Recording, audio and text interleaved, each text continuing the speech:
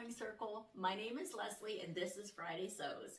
Thank you for joining me today. If you're a subscriber and you're joining me again today, thank you so much. Thank you for helping me grow my channel. And if you're new here, welcome. This is Friday Sews, where I talk about what I've been sewing this week. And this week is 2 patterns, this outfit, and I'm just going to talk to you a little bit about what's going on with these patterns. Now, the first pattern that I spent my week on is the Know Me Stitch Fits 2090, and I made View B the shorts. Now, these shorts are awesome. They have these flap down pockets, they have a yoke, waistband, a fly closure, and back pockets. I ended up using gray twill that I got from the Fabric Mart Fashion Bundle, which is $20 for 10 yards of fabric. And this gray twill came in that fashion bundle, and I really had fun putting these together. Now, fun, yes. A lot of ripping out and putting back together happened for me as well. I found that this pattern goes together differently than any pair of pants or shorts that I've ever made. Now, the yoke fits on, and the yoke actually goes on before you put your zip in. So your zipper goes up through the yoke. It's very important that these yoke points match. Since the zipper's coming up through them, you have to install your zipper so that they match. Now, this pattern, I ended up using the QR code here, and at first I could only find the top View A tutorial. So the Know Me patterns do have this QR code, and you can look up the tutorial put together by the person who created this pattern. So I went and watched her, and I did find the shorts. Adorable shorts she's making. However, I thought I was putting the zipper in wrong, and it turns out after finding her, this zipper is a very shallow fly. I am not a big fan of a really shallow fly. I don't know that I've ever put in such a shallow fly. Now, if you remember last week, I had shown you this skirt and this fly. You see how deep that is? That has that placket behind it. It has a full overlap. These shorts do not have that. This is the zipper. The zipper is right here. You can see it. I put in a gray zipper. It's just right here underneath this little tiny flap. So if you decide that you want to try to make these, make sure that you're very aware that this is going to go in differently than any other fly. Now, I tried to video myself putting it in, and I thought I did a really good job. I was excited to be able to share with you. At least you would have a tutorial on how to put a fly in for these.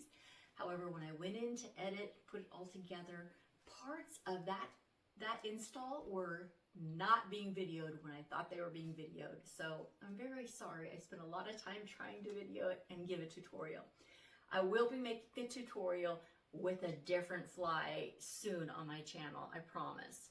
Anyway, this pattern, it has a lot of complicated pieces because you're putting in this yoke, and then the yoke is shaped like kind of like a triangle right here at the waist. Then you're putting on this rounded waistband. However, I do like the shorts. A couple of things I noted is that I do kind of have a little bit of ruching, not planned, from putting these together, and I'm not sure if it's because there's stabilizer in the waistband but not in this yoke. I'm wondering if I had put stabilizer in the yoke, if it would have kept it from kind of doing that little bit of gathering. There's also a little bit of gathering here right before the pocket that I don't think that was intentional. But overall, I do like the fit of these shorts. I do have pictures at the end of this video for you to check them out in full view. So I made the shorts, and then I wanted a little top to go with it. Oh, I do want to note this. The other thing about these shorts is cut out a size 18 in these shorts, but I ended up taking 3 inches out of them after the waistband was in place. The way I did that was I adjusted them up through the back and on up through the waistband here. The waistband did not have this seam in it, so I just ended up seaming up through the back and taking in 3 whole inches, because when they were done with the waistband on, they fit me like this, like they did not fit my body. So I went ahead and measured and figured out how much they were too big and went ahead and adjusted them that way. So that's something else to keep in mind. They did not work out for me according to my measurements. So you might want to size down a couple of sizes. If you're not certain, you can always pre-measure all the pieces and figure out the measurements ahead of time. But that can be a lot of work too. So the top that I'm wearing, I made from Butterick. This is Butterick 4685. This peasant top, I made this view A. But for the sleeves, I didn't really want a ruffle this time, because I like the really feminine look, but I don't want it to look too like ruffly. I wanted to be able to wear it with anything. I love a white top, so I went ahead and made view A, but the sleeves are like view C and D. And this top goes together very easy. I used a Hobby Lobby like muslin gauze. I made size 18 in this pattern, and it did not fit. Well, it didn't look like it was going to fit. It was rather wide. So I went ahead and cut it down to a 14. This is the bodice, and as you can see, it's rather wide.